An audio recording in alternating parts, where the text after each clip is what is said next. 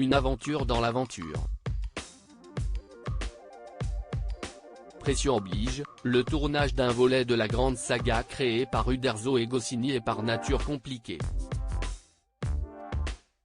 Alain Chabat a ainsi bien failli ne jamais tourner celui-ci. Quand Claude Berry, le producteur, l'a démarché, il travaillait sur un autre scénario. Une fois partant, il a dû se laisser convaincre d'adapter Astérix et Cléopâtre et non pas d'autres albums qui avaient ses préférences, comme Astérix Gladiateur et Astérix Légionnaire.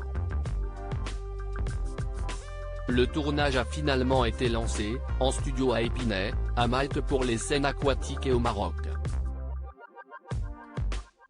où le réalisateur a attrapé la tourista. Alain Chabat a ainsi été contraint de diriger certaines scènes depuis les toilettes, communiquant avec ses équipes par talkie-walkie. Luc Besson est venu le seconder quelques heures et poser sa griffe sur la scène où sont réunis 2000 figurants. Le tournage a mobilisé 500 ouvriers marocains, nécessité 5000 sandales et 1500 perruques, pour un budget global de plus de 50 millions d'euros, un record pour l'époque.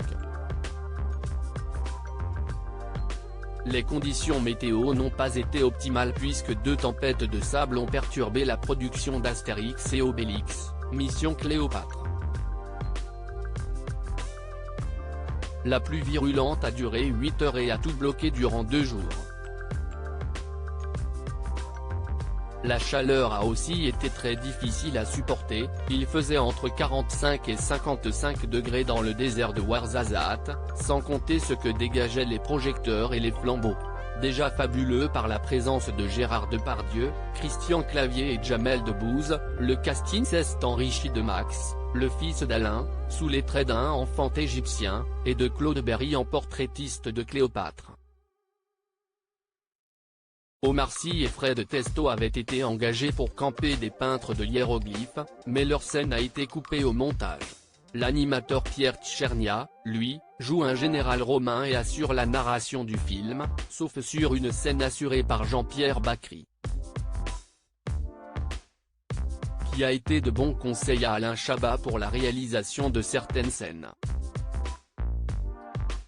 N'oublions pas Idéfix, incarné par 3 chiens différents mais se ressemblant parfaitement.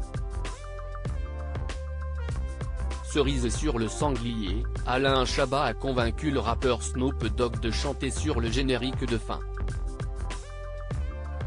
Les enfants de la star américaine, fans du Gaulois, l'y ont peut-être encouragé. Cela reste un tour de force, sans potion magique.